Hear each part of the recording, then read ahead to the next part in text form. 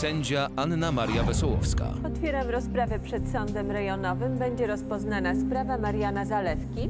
Stawił się oskarżony, lat 33, kawaler, zamieszkały w Suwałkach, z zawodu przedstawiciel handlowy, wcześniej niekarany. Oskarża Mariana Zalewkę o to, że 27 kwietnia 2009 roku w Suwałkach dokonał uszkodzenia ciała Jacka Malinowskiego. Marian Zalewka umówił się z Grażyną Malinowską na domowy pokaz działania odkurzacza. Podczas pokazu obecny był również syn Grażyny Malinowskiej, Jacek Malinowski, który zniechęcił matkę do kupna prezentowanego sprzętu. Oskarżony zdenerwował się tym faktem i po zakończonym pokazie na parkingu przed blokiem zaatakował Jacka Malinowskiego rurą od odkurzacza. Uderzył pokrzywdzonego w ramię i w głowę, a kiedy ten przewrócił się, jeszcze kilka razy uderzył go w klatkę piersiową. Pokrzywdzony doznał rozcięcia skóry na głowie, pęknięcia obojczyka i żebra, co skutkowało rozstrojem jego zdrowia na okres powyżej 7 dni. Za popełnione przestępstwo oskarżonemu grozi kara do 5 lat pozbawienia wolności. Czy zrozumiał pan treść zarzutu? Tak, zrozumiałem, Wysoki Sądzie. Przyznaje się pan do dokonania tego czynu? Nie, Wysoki Sądzie, nie przyznaję się. Nie przyznaję się, ponieważ z natury jestem spokojnym człowiekiem. Nigdy nikogo nie uderzyłem, z nikim się nie biłem. Zresztą w pracy mają dobrą opinię na mój temat i doceniają to, co robię. Do akt została załączona opinia pracodawcy na pana temat i rzeczywiście jest to pozytywna opinia. Tak, właśnie o tym mówię. Pouczam, że przysługuje panu prawo do odmowy składania wyjaśnień. Nie, będę zeznawał, chociaż w życiu to jest różnie, że tłumaczą się winni, ale w sądzie chyba taka zasada nie obowiązuje. W takim razie proszę nam opowiedzieć o wydarzeniach z 27 kwietnia. 27 kwietnia, Wysoki Sądzie, pojechałem do państwa Malinowskich, konkretnie do mieszkania pani Grażyny, bo tam na prezentację byłem umówiony, prawda? No i wtedy też na tej prezentacji był właśnie syn pani Grażyny, Jacek Malinowski. A proszę nam powiedzieć o tej prezentacji. Wysoki Sądzie, zaprosili mnie państwo Malinowscy do siebie na pokaz naszego nowego produktu Harmonia Domu, konkretnie odkurzacza. No bo właśnie ja się zajmuję taką sprzedażą bezpośrednią. Jadę, umawiam się z klientami, odzwaniam i przyjeżdżam na takie spotkania. Chociaż zdaję sobie z tego sprawę, że właśnie ludzie być może niezbyt lubią akwizytorów, przedstawicieli takich handlowych. No ale ja staram się nie wciskać żadnego bubla, po prostu umawiam się i przyjeżdżam na takie spotkania. Panie Zalewka, ale skupmy się na sprawie napaści na pana Malinowskiego. Tak, bardzo przepraszam, Wysoki Sądzie, widocznie taka choroba zawodowa się tak rozgadałem. Jakby za długo, to proszę mi sąd po prostu przerwał. Dobrze. To zacznijmy od tego, czy w czasie pokazu sprzętu w mieszkaniu pani Malinowskiej wydarzyło się coś szczególnego? Coś szczególnego. Wysoki Sądzie, na pewno było miło na tym spotkaniu, prawda? Zaprezentowałem państwu Malinowskim nowy produkt naszej firmy Harmonię Domu, czyli konkretnie odkurzacz. Odpowiedziałem na państwa Malinowskich pytania, następnie spakowałem to wszystko, wyszedłem, wsiadłem do samochodu. Pojechałem do domu. Proszę oskarżonego, powiedział pan, że zapakował to wszystko, pewnie część tego odkurzacza do kartonu. Proszę powiedzieć, czy tak zwykle, normalnie kończy się pokaz? No nie, jeżeli klienci zgodzą się na zakup, no to od razu podpisujemy umowę, prawda? I sprzęt zostaje u nich w domu. Czyli państwo malinowscy nie kupili tego odkurzacza? No niestety nie kupili. Zdenerwowało to pana? Zdenerwowało. No, wolałbym, żeby od razu na miejscu, żebyśmy podpisali umowę i żeby sprzęt został, prawda? No ale tak to już jest w moim zawodzie, że niekoniecznie, prawda, za każdym razem podpiszę umowę. Nie wiem, klient być może do mnie zadzwoni za tydzień, za miesiąc. Różnie to bywa, prawda, ale to nie jest powód, żebym od razu, nie wiem, agresywnie podchodził do klienta, bił go, atakował, bo ja bym zupełnie w ogóle z sądu nie wychodził. Dobrze, ale nie o to pytam jeszcze na razie przynajmniej, ale proszę powiedzieć sądowi, ile odkurzaczy sprzedał pan w kwietniu? W kwietniu... No w kwietniu. W kwietniu były po drodze święta i właściwie jeden tylko sprzedałem odkurzacz. Rozumiem. Czyli 27 kwietnia, będąc w mieszkaniu państwa Malinowskich, no musiał być pan chyba zdeterminowany, żeby sprzedać ten kolejny odkurzacz, bo nie miałby pan prowizji ze sprzedaży, prawda? Ale pan sugeruje, że pan Zalewka chciał przekonać Jacka Malinowskiego do zakupu odkurzacza, demonstrując mu, że rurą można także pobić. No co pan? Ale Przepraszam. proszę państwa, Panie Zalewka, Jacek Malinowski został pobity tą rurą od odkurzacza. Jest to część takiego modelu odkurzacza, który prezentował pan państwu malinowskim. Co pan na to? Tak, Wysoki Sądzie, poznaję tą rurę. To jest od odkurzacza, który ja sprzedawałem, ale być może tą rurą posłużył się ktoś inny. A w jaki sposób pana zdaniem mogło do tego dojść? W jaki sposób? No, pakowałem pośpiesznie rzeczy i szedłem do samochodu szybko, miałem ręce bardzo zajęte. Jak idąc do samochodu, wypadła mi na chodnik. No i co, nie podniósł pan części od odkurzacza? Miałem blisko zaparkowany samochód. Miałem obie ręce zajęte. Pod jedną pachą trzymałem pudełko, karton z odkurzaczem, z różnymi tam częściami. Po drugą, tak jak mówię, zestaw garków. I jeszcze miałem teczkę z dokumentami. Jak szedłem, być może po drodze mi się wysunęła ta rura, blisko miałem zaparkowany samochód, no to pomyślałem, zostawię to i wrócę się po nią. I wrócił pan? No, wróciłem, stałem przez chwilę, rozglądałem się. Pomyślałem, moja strata, no bo rury nie było. Fabryka wyprodukuje nową, a ja będę musiał ponieść koszta. Domyślam się, że fakt, że na tej rurze ujawniono tylko i wyłącznie pańskie odciski palców, wytłumaczy pan sądowi tak, że to zapewne ktoś inny był w rękawiczkach, posłużył się tą rurą, tak? Tak widocznie było. No dobrze, a jak pan wytłumaczy sądowi fakt, że to pokrzywdzony wskazał pana jako sprawcę? Przypuszczam, że on po prostu wolał zwalić całą winę na mnie, niż miałby narazić się prawdziwemu winnemu. Używa pan określeń ktoś inny, prawdziwy winny. Ma pan kogoś konkretnego na myśli? Tak, Wysoki Sądzie, bo jak wychodziłem z domu państwa malinowskich, no to zauważyłem, że tam niedaleko obok właśnie pan Jacek kłócił się dosyć tak intensywnie i burzliwie z drugim mężczyzną. Później się dowiedziałem, że to był Daniel Wyczkoś i usłyszałem właśnie, jak ten Wyczkoś się mu wygrażał, że jeszcze jeden taki numer, to mu coś tam zrobi, to popamięta. Generalnie wyglądało to dosyć niebezpiecznie. I tak uważam, że właśnie, że to Wyczkoś zauważył. Widocznie jak mi ta rura wypadła, kiedy pakowałem rzeczy swoje do auta i mógł się wtedy nią po prostu posłużyć. A dlaczego pokrzywdzony miałby ukrywać, że pobił go Daniel Wyczkoś? No bo oni są podobno dobrymi kolegami i widocznie, nie wiem, dogadali się, przeprosili, żeby całą winę po prostu zwalili na mnie. Ale proszę oskarżonego, kiedy mieliby się dogadać, skoro kilka minut po zdarzeniu pokrzywdzony w rozmowie ze swoją dziewczyną mówił, że to pan go pobił, a nie Daniel Wyczkoś? Wysoki Sądzie, ja uważam, że być może Malinowski boi się właśnie Wyczkosia i się dogadali, żeby całą winę zwalić na mnie, bo wiedzieli, że jestem spokojny człowiek i mścić się nie będę. Panie prokuratorze, czy to wszystkie pytania? Nie, ostatnie. No, skąd mogliby wiedzieć, że pan jest spokojnym człowiekiem? Pan ma to gdzieś na czole napisane? Dziękuję, Wysoki Sądzie, nie ma więcej pytań. Pani mecenas? Dziękuję.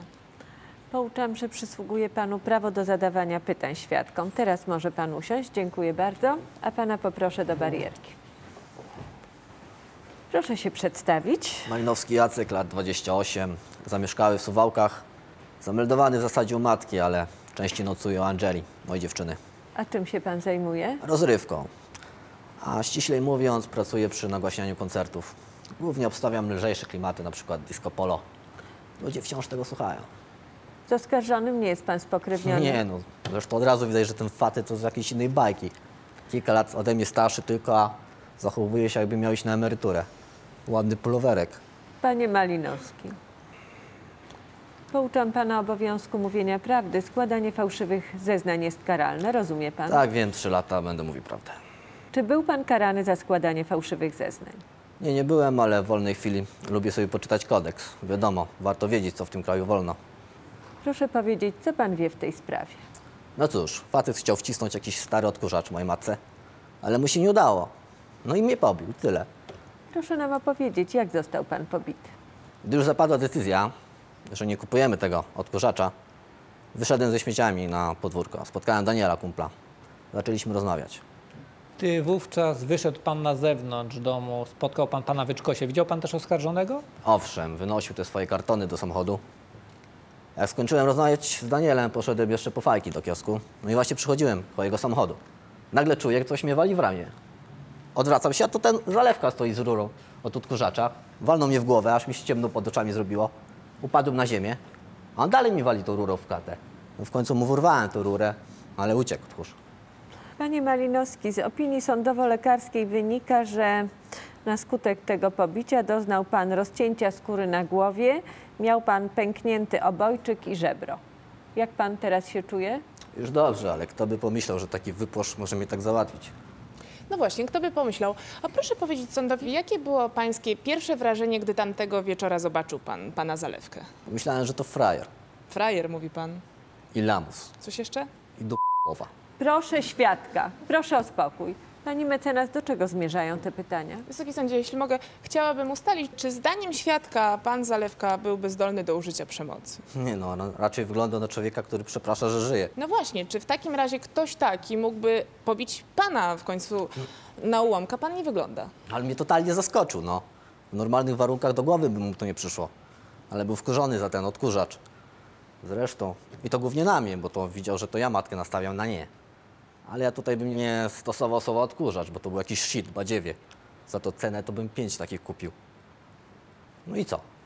Przyszedł, powiedział, co miał powiedzieć, odkurzył nam pokój i do widzenia, ślepa genia. Ale jak już pakował te swoje kartony, to był nieźle wkurzony. Frustrat jeden. Wysoki sądzie, to nie jest żadne badziewie ten odkurzacz, ten sprzęt to jest bardzo porządna rzecz. No dobra, może ta harmonia w domu, bo tak nazwali ten sprzęt, nie jest taki badziewny, ale mojej matce do niczego niepotrzebny. No dobrze, proszę świadka, kim jest dla pana Daniel Wyczkoś? Kumplem, a co? A to, że podobno tamtego wieczoru pokłóciliście się panowie, czy to prawda? No i co z tego? Panie Malinowski, ale pan ma odpowiadać na pytania, a nie je zadawać.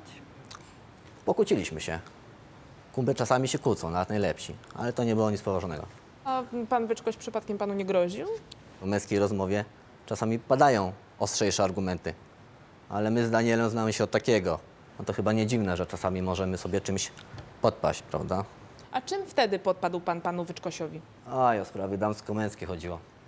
Daniel myślał, że chce mu pannę wyrwać, ale wytłumaczyłem mu, że to jest zwykłe nieporozumienie. A może zanim zdążył mu pan to wytłumaczyć, to Wyczkoś się na tyle zdenerwował, że zdążył pana pobić znalezioną na ulicy rurą od odkurzacza, którą przedtem zgubił oskarżony. No ale nie róbcie teraz ze mnie wariata, przecież doskonale widziałem tego Zalewkę. Poza tym Daniel, gdyby coś do mnie miał, inaczej by sprawę załatwił, a nie jak tchórz. A ten gość tylko dlatego dał mi radę, bo tak jak powiedziałem, totalnie mnie zaskoczył. A na solo, face to face, nigdy by się nie odważył. Ja dziękuję, nie mam więcej pytań. Panie prokuratorze? Ja również dziękuję. Dziękuję świadkowi, proszę Dziękuję. usiąść. Na salę poprosimy panią Angelikę Kowalczyk. Świadek Angelika Kowalczyk.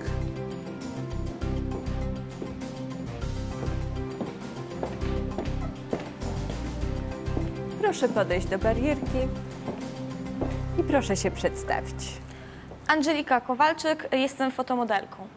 Ale najpierw proszę powiedzieć, ile pani ma lat i gdzie pani mieszka? 22 lata, obecnie mieszkam w Suwałkach, ale to na razie, bo prędzej czy później i tak przeniosę się do Warszawy.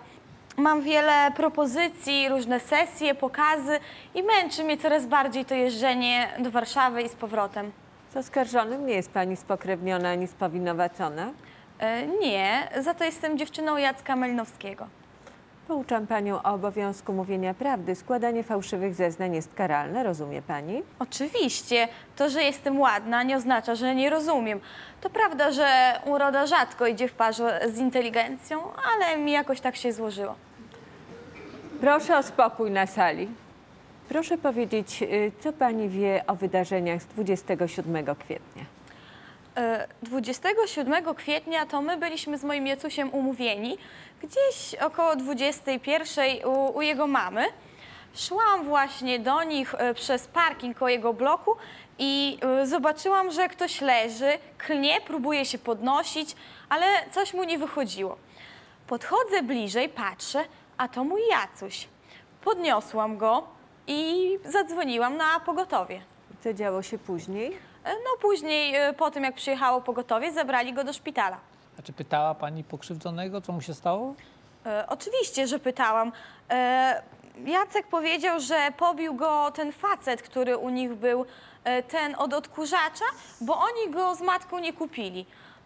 Ja to Jackowi uwierzyłam na początku, ale teraz, Wysoki Sądzie, teraz to powiem wszystko jak na świętej spowiedzi, bo wcześniej na przesłuchaniu, no to nie za bardzo mówiłam prawdę, bo chciałam jak najszybciej do mojego Jacusia wrócić, bo on w szpitalu chory leżał. Proszę państwa, ale proszę o spokój na sali. Słuchamy pani. O tym już za chwilę. Myślałam, że ty już mnie nie chcesz. Wysyn. Pani Wyczko! Zyknął mi pannę na boku. Bo mój Jacuś już taki jest. Teraz to on ma sprawę w sądzie. I dużo w tym pani winy. Pani Wando. Zostańcie z nami.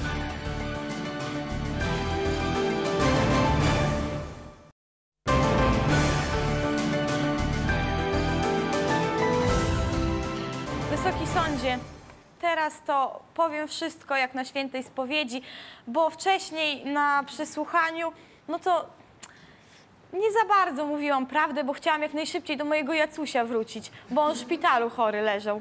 Proszę państwa, ale proszę o spokój na sali. Słuchamy pani. Moim zdaniem Jacka mógł pobić każdy.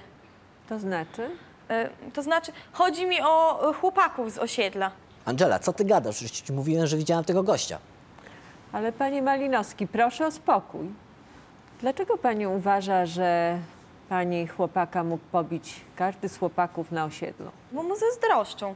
A czego mu zazdroszczą? Wysoki sądzie, mnie zazdroszczą. Ja jestem raczej skromną dziewczyną i nie chcę się chwalić, ale ja zostałam pierwszą wicemiss w konkursie regionalnym Złote Dziewczyny. Wygrałabym, gdyby nie ta lafirynda miss przespała się z jurorem. Mi też proponował seks w zamian za tytuł, ale był taki obleśny, że ble. A poza tym ja się nie sprzedaję za żadne pieniądze, nawet tak ważnej sprawie. Rozumiem.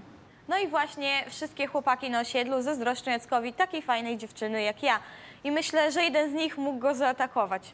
A czy ma pani może kogoś konkretnego na myśli? No mam. Jacek, tylko się nie denerwuj. Pamiętaj, że jak suka nie da, to pies nie weźmie. Moim zdaniem powinniście przycisnąć Daniela Wyczkosia. Co takiego? Dlaczego właśnie jego? Bo on najbardziej przystawiał się do mnie. Próbował Jackowi za plecami rogi przyprawić. Co ty teraz wymyślasz? O Jacek, nie denerwuj się. Mówię ci prawdę. Sama powiedziałam Danielowi, żeby się ode mnie odczepił. Myślałam, że zrozumiał, ale teraz to wydaje mi się, że on chyba nic nie zrozumiał i z tej zazdrości pobił mojego Jacusia tą rurą. Ale dlaczego pani zdaniem pokrzywdzony miałby ukrywać, że pobił go Daniel Wyczkoś? Dlaczego miałby obciążać niewinnego człowieka? Bo mój Jacuś już taki jest. On na kumpla nigdy nie doniesie. A proszę świadka, proszę jeszcze powiedzieć, czy na miejscu zdarzenia widziała pani tę rurę? No widziałam, Jacek ją miał w ręku. A może on sam się tą rurą pobił? Czy są jeszcze pytania do pani? Nie. Nie. Dziękuję, proszę usiąść. Laska, coś ty tam wymyślała. O Jacek, ty będziesz kumpla krył, ja mogłam powiedzieć, co mi się podoba. Ale proszę o spokój. Poprosimy na salę panią Grażynę Malinowską. Świadek Grażyna Malinowska.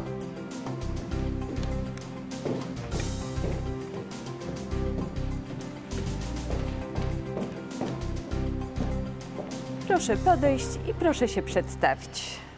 Nazywam się Grażyna Malinowska, mam 50 lat, okrągłe 50, mieszkam w Suwałkach i prowadzę kiosk. Jest pani osobą obcą dla oskarżonego?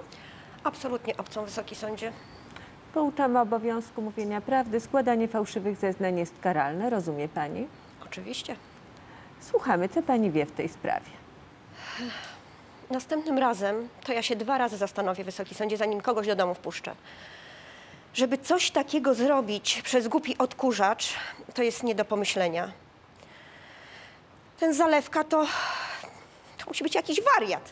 Dlaczego pani mówi tak o moim synu? Chciałaby pani, żeby ktoś o pani dziecku tak powiedział? Że wariat? Jak tak można? Ale proszę panią o spokój. Ja przepraszam, Wysoki Sądzie, po prostu ciężko mi jest tego słuchać. Najpierw wypłosz, teraz wariat. Ja nie wiem, co oni jeszcze wymyślą. Mamusia, mówiłem ci, żebyś tutaj nie przyjeżdżała. Niepotrzebnie się tylko denerwujesz. Proszę cię, weź taksówkę, wracaj do domu. Wysoki Sądzie, przepraszam, czy mogłabym jednak wyjść z tej sali? Bo mi jest tak ciężko słuchać tego. Tak, myślę, że będzie lepiej, jak pani salę opuści. Dziękuję bardzo. Trzymaj się, synku. Ja zaczekam na ciebie.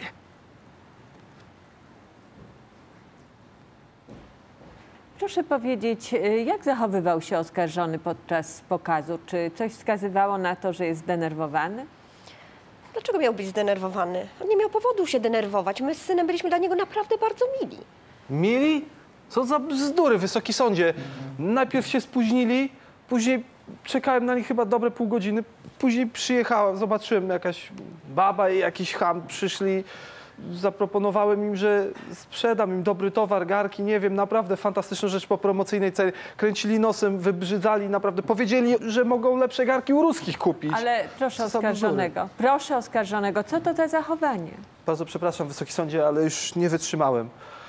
Jacy mili, matkę mi zdenerwowali. Przecież naprawdę dobry towar im chciałem sprzedać. A jeszcze niedawno mówił pan, że państwo malinowcy to tacy mili ludzie. Mija się pan z prawdą pewnie w dalszej części swoich zeznań, tak? Panie prokuratorze, ale teraz przesłuchujemy świadka. Okay. A pana pouczam, że sąd nie będzie tolerował tego rodzaju wybuchów. Proszę się opanować. Proszę usiąść. Proszę powiedzieć, czy coś pani wiadomo na ten temat, aby pani syn był w jakimś konflikcie z Danielem Wyczkosiem? W konflikcie? Nie, oni się znają i lubią od małego. Ile to razy Daniel do nas z podwórka na obiad przybiegał, jak byli mali. Czasami się tam o coś pokłócili, pobili, przychodzili wtedy cali podrapani w siniakach, litry wody, to znaczy wody utlenionej na nich zużywałam. Ale mijało 5 minut i było już po sprawie, było już po konflikcie. Wysoki Sąd wie, jak to małe dzieci, a szczególnie chłopcy. Z tego, co wiem w tej chwili, to oni się w ogóle nie kłócą. Jeżeli miałabym wskazać dwóch najlepszych przyjaciół, to właśnie wskazałabym Jacka i Daniela. Daniel, ja cię naprawdę przepraszam. Ja myślałam... Justyna, kiedy to było? Wczoraj, I co ci Jacek dokładnie powiedział? że jakoś pannę zaliczyłeś w Orionie, po dyskotece. A ty co na to? No, że jak to, że przecież jesteś ze mną. I on mi wtedy powiedział, że między nami to już wszystko nieaktualne. I że miał mi to w twoim imieniu powiedzieć, bo tobie się już nie chce nawet ze mną gadać. A mać. A ty co? Pewnie się rozbeczałaś. Tak, A co na to Malinowski? no, objął mnie. No i potem, no wiesz... Daniel, ja naprawdę myślałam, że ty już mnie nie chcesz. To syn. Jedno ostrzeżenie mu nie wystarczyło. Świadek Daniel Wyczkoś? Dobra, słuchaj, mała. Wejdź do domu, ogarnij się jakoś, a ja z Malinowskim to jeszcze sobie załatwię.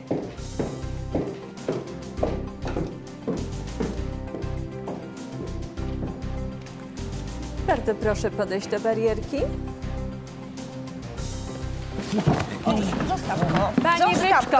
Panie Wyczkoś, co to za zachowanie? Proszę podejść do barierki. Przepraszam, Wysoki Sądzie, ale miałem powód. Za takie zachowanie zostaje pan ukarany karą porządkową w wysokości 1000 zł, a swoje konflikty z pokrzywdzonym proszę rozwiązywać poza salą rozpraw i w bardziej cywilizowany sposób. Rozumie pan? Przepraszam, Wysoki Sądzie, zrozumiałem. W przeciwieństwie do niektórych, jak mnie mądrzejsi ludzie ostrzegają. Uspokoił się pan? Tak. To proszę się przedstawić. Nazywam się Daniel Wyczkoś. Zamieszkałem w Suwałkach, lat 28. Ponieważ jest pan osobą obcą dla oskarżonego, pouczamy obowiązku mówienia prawdy. Składanie fałszywych zeznań jest karalne. Rozumie pan? Rozumiem, ale ja w tej sprawie z odkurzaczem niewiele wam pomogę. Nic nie widziałem, nic nie słyszałem, nic w tym temacie nie wiem.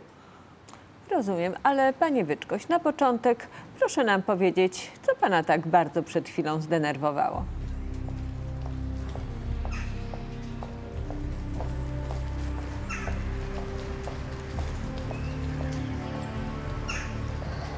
Pani Wanda?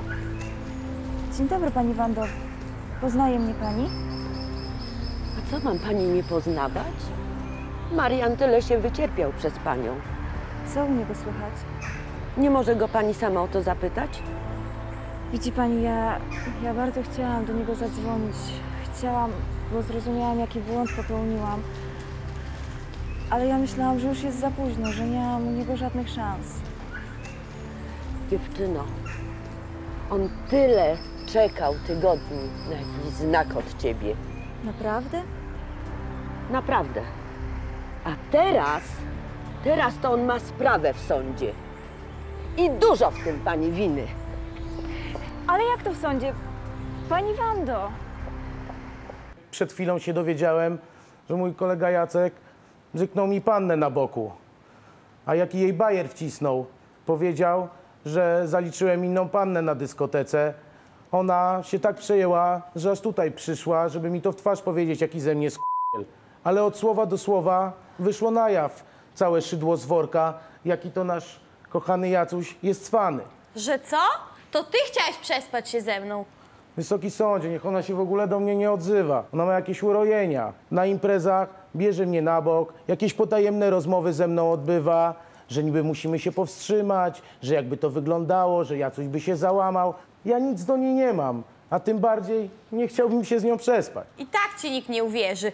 Pani Kowalczyk, ale proszę o spokój. Jeśli można, Wysoki Sądzie. Proszę świadka, z tego co jest nam wiadomo, 27 kwietnia pokłócił się pan z panem Malinowskim. Ale tam zaraz się pokłócił. Rozmawialiśmy tylko. A konkretniej o co poszło? Konkretniej poszło o to, że Justyna mi powiedziała, że Jacuś podchody do niej robi, że to ją na winko chce do domu zaprosić, to znowuż umożliwić wejście za scenę podczas koncertu. Jacka znam ładnych parę lat, Justynek kilka miesięcy, więc nie chciałem rabanu robić, najpierw chciałem z nim pogadać. No nie groził pan przypadkiem wtedy Malinowskiemu? No może trochę głos podniosłem, ale tak to bywa, jak dwóch dorosłych facetów ze sobą rozmawia. A czy do tej rozmowy przypadkiem nie użył pan rury od odkurzacza? Co? Ja skory do bójki nie jestem.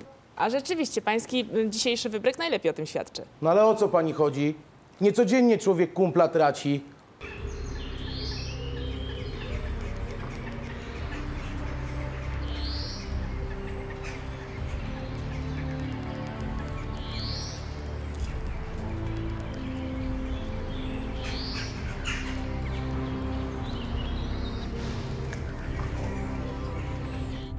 Od dzisiaj możesz mi mówić na pan. I ostrzegę chłopaków, jaki to z ciebie gagatek. Panie Zalewka, a pan co teraz robi? Na sali rozpraw nie wolno korzystać z telefonu. Ja bardzo przepraszam, Wysoki Sądzie, ale to jest bardzo ważne. Przepraszam, czy mogłabym prosić o chwilkę przerwy? Chciałabym porozmawiać z panem. Proszę. Co się stało, pani Marianie? Pani mecenas, bo tutaj zaraz przyjdzie moja była dziewczyna Ewa. No dobrze, ale może umówicie się po rozprawie, co? Nie mogę, nie widzieliśmy się prawie pół roku. No to chyba tym bardziej może poczekać parę minut? Nie, pani mecenas nie może poczekać. To jest bardzo ważne, żeby Ewa tutaj przyszła na salę. Może Ewa, jak usłyszy to wszystko, co zrobiłem, to zrozumie, jak bardzo mi na niej zależy. Pani mecenas, to jest właśnie moja była dziewczyna Ewa. Wysoki Sądzie, ja bym bardzo prosił, ja nie powiedziałem wszystkiego. Ja bym chciał się przyznać do winy. Czy mogłaby Ewa zostać na sali? No oczywiście rozprawa jest jawna. Panie Dudzik, proszę wskazać pani miejsce. Proszę państwa, czy są pytania do świadka? Nie, ja dziękuję. Dziękuję. Dziękujemy panu. Proszę usiąść. Słuchamy, panie Zalewka. Co pan ma nam do powiedzenia? Otóż, Wysoki Sądzie, tamten dzień, 27 kwietnia, od samego początku źle się zapowiadał. To znaczy? Najpierw ci malinowscy się spóźnili. No ale pomyślałem, że już nie będę wracał do domu, no to poczekałem na nich w samochodzie, nie wiem, może z pół godziny. Potem zobaczyłem jakąś wredną babę i chama. No i później, jak przedstawiłem im nasz produkt, konkretnie harmonię domu, to do wszystkiego się czepiali. Że nie wiem, że rura za krótka, że nie taki kolor, że odkurzacz za głośny. Naprawdę wszystko im przeszkadzało. W Wysokim Sądzie nie miałem jeszcze takich klientów. Ale nie poddawałem się, pomyślałem, no a co mi tam, no po prostu spróbuję dalej. No i co działo się dalej? No to dalej pomyślałem, że może spróbuję im zaproponować jakąś niższą cenę na ten odkurzacz. Nie wiem, może jakąś promocję, może zaproponuję im jakiś inny specjalny towar. Bo powiedziałem, że mogę im sprzedać na przykład fajne kosmetyki po niższej cenie. Zaproponowałem im również komplet dobrych garnków z naszej firmy. No i zauważyłem, że jednak tak przez chwilę pani Malinowska tym była zainteresowana. No to nie chciałem tracić czasu, szybko zbiegłem na dół. Przyniosłem z powrotem te garki na górę, no ale po chwili spojrzeli, powiedzieli, że muszą się naradzić i wyszli. No i co się później wydarzyło? Powiedzieli, że nie są zainteresowani. No to widziałem, że już nic nie zdziałam, to po prostu zacząłem się pakować, ale odruchowo zwróciłem uwagę na ścianę, ponieważ tam było dosyć dużo kolorowych jakichś takich zdjęć, prawda? I spojrzałem, zwłaszcza takie jedno przykuło moją uwagę. Podszedłem i wtedy zobaczyłem. Co pan zobaczył?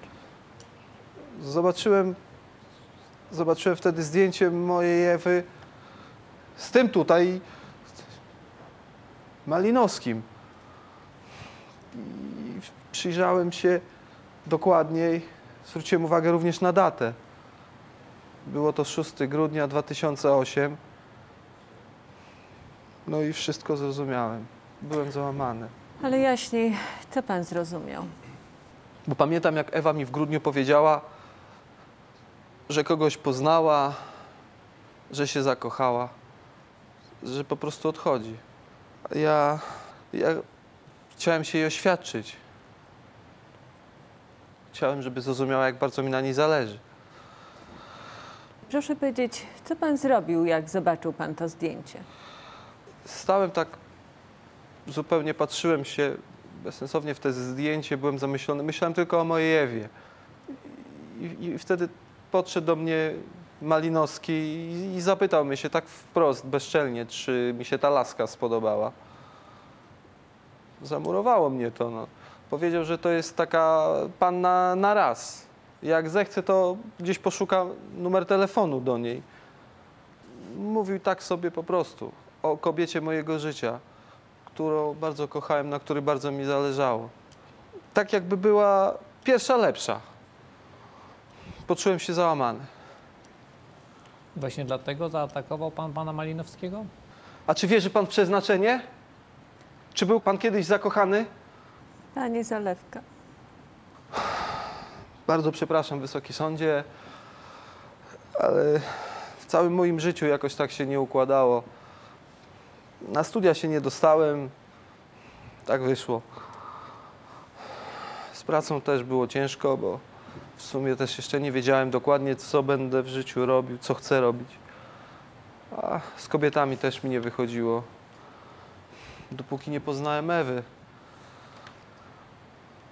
Zakochałem się w niej, a tu taki cwaniak przychodzi i po prostu mi ją odbiera i mówi tak sobie o niej, jakby to było, nie wiem, jakiś przedmiot. Załamałem się. I co pan zrobił? Spakowałem rzeczy, wyszedłem do samochodu.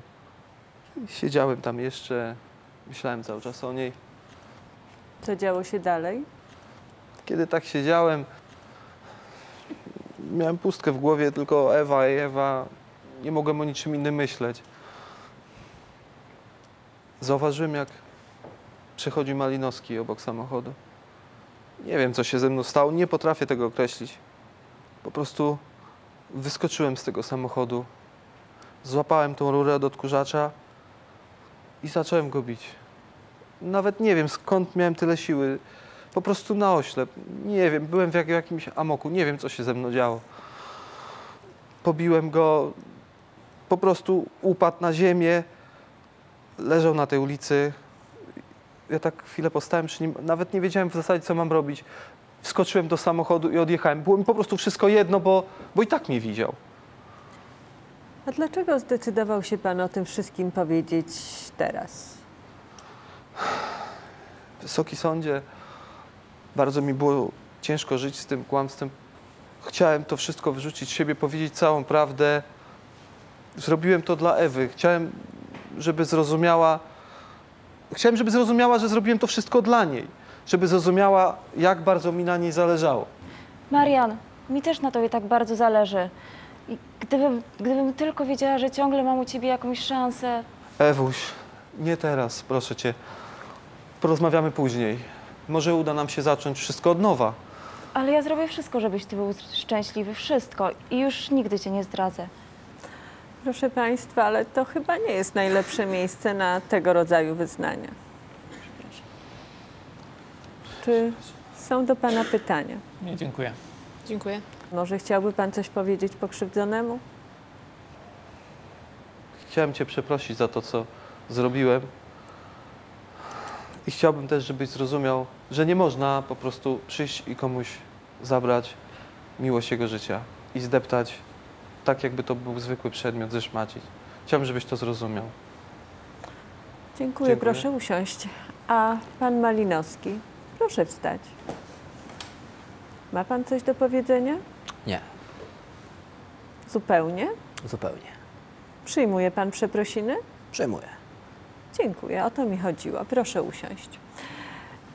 Jeżeli nie ma innych wniosków, zamykam przewód sądowy. Udzielam głosu panu prokuratorowi. Dziękuję, Wysoki Sądzie. Wysoki Sądzie, funkcja, jaką pełni proces karny, wydaje się być jasna i klarowna nie tylko dla prawników, ale też dla innych uczestników postępowania, a mianowicie proces karny ma doprowadzić do tego, byśmy uznali winę oskarżonego albo go uniewinili, po prostu. Ale, Wysoki Sądzie, z funkcją terapeutyczną procesu karnego, która ma polegać między innymi na tym, że bez mała dochodzi tutaj do kojarzenia par, które wcześniej miały kłopoty i do wyznawania sobie wzajemnie miłości, spotykam się po raz pierwszy. Ale cóż, Wysoki Sądzie, skoro oskarżonemu potrzeba aż tyle świadków, wśród nich złośliwego prokuratora, no to cóż, może to jest i właściwe miejsce, dlatego by wyznawać sobie miłość, musimy mieć akceptację także i dla tego rodzaju zachowań. Ale ad rem, Wysoki Sądzie, sprawstwo i wina oskarżonego zostały udowodnione. Proszę zatem, by sąd uznał go za winnego i wymierzył mu karę 6 miesięcy pozbawienia wolności, zawieszając jednakowoż wykonanie tejże kary na okres próby lat 3. Dziękuję bardzo. Dziękuję. Bardzo proszę, pani mecenas. Dziękuję bardzo. Wysoki Sądzie, pan Zalewka łatwo w życiu nie ma, ale się nie poddaje. Ma już 33 lata, no ale nie ukrywajmy, znaczących sukcesów nie osiągnął. Nie skończył studiów, ma dość niewdzięczną pracę, mieszka z mamą, ale oto nagle zabłysło światełko w tunelu. Pojawiła się nadzieja na to, że jego życie będzie miało sens i będzie miało barwy. Miłość. Piękna kobieta, która odwzajemnia jego uczucia. Zjawisko. Anioł.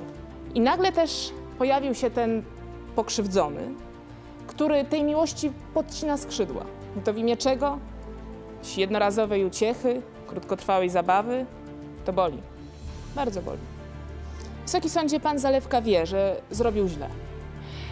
Choć pewnie nie przyszło mu to z łatwością, ale przeprosił pokrzywdzonego, a pokrzywdzony wykazał też ten ludzki odruch, że te przeprosiny przyjął. Proszę zatem, aby sąd potraktował ten fakt jako pogodzenie się obu panów i obdarzył pana Zalewkę dobrodziejstwem warunkowego umorzenia postępowania, bo on z pewnością na to zasługuje. Dziękuję. Dziękuję. A o co pan prosi sąd? Wysoki Sądzie, ja bym bardzo prosił o wyrozumiałość i łagodny wymiar kary. Rozumiem. Proszę usiąść. Wyrok zostanie ogłoszony po naradzie.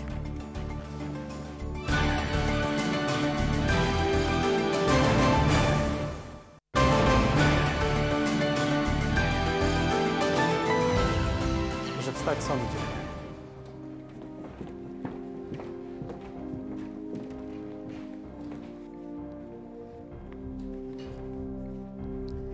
Wyrok w imieniu Rzeczypospolitej Polskiej. Sąd rejonowy po rozpoznaniu sprawy Mariana Zalewki uznaje go za winnego dokonania zarzucanego mu czynu i wymierza karę grzywny w wysokości 50 stawek po 60 zł.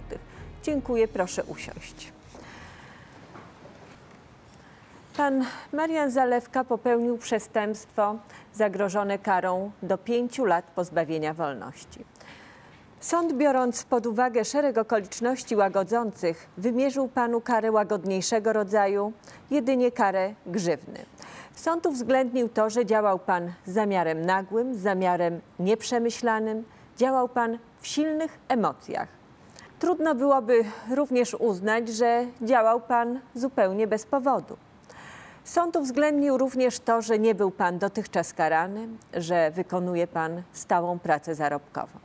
Ale mimo tego, że doszło jakby do pojednania się między panem a pokrzywdzonym w dniu dzisiejszym, sąd nie znalazł podstaw do warunkowego umorzenia postępowania. Ja przypomnę panu, jak wyglądało pana działanie. Uderzył pan pokrzywdzonego w ramię i w głowę, a kiedy ten się przewrócił, jeszcze kilka razy uderzył go w klatkę piersiową. Takim przedmiotem zaatakował pan człowieka i bił go jeszcze wtedy, kiedy leżał.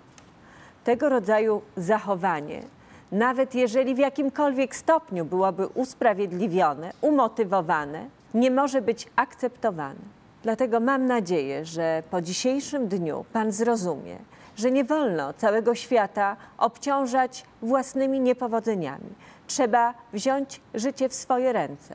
Należy być w życiu pewniejszym, należy mieć więcej zrozumienia dla świata i nie widzieć wszystkiego w czarnych barwach. Pana dzisiejsze słowa, ta wredna baba i cham.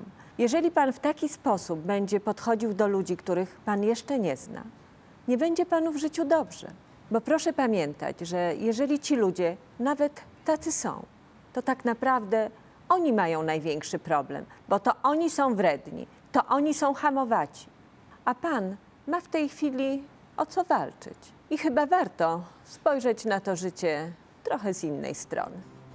To wszystko w tej sprawie. Zamykam rozprawę. Dziękuję państwu. Jutro na wokandzie sądu rodzinnego.